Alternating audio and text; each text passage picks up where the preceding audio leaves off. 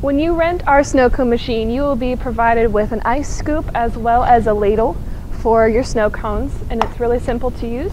First thing you're going to do is make sure it's plugged in.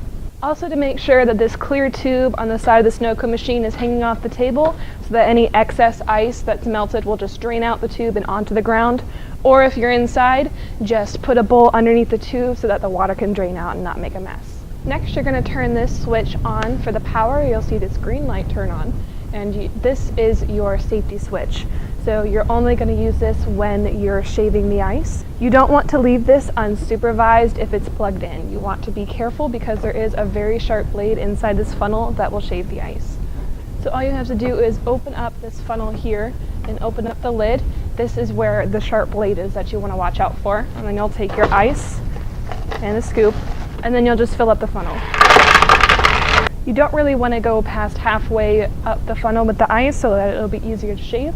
So just close it with the lid here, and then after you've closed this, you can press this safety button right here to turn the snow cone machine on.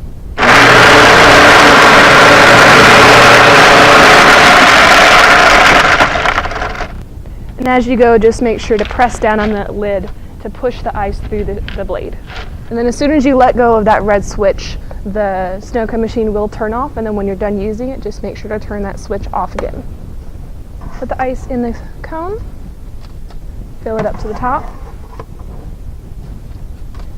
and then you just press down until you have that little dome on the top of the cone, and then you just put your syrup on it and it's ready to serve.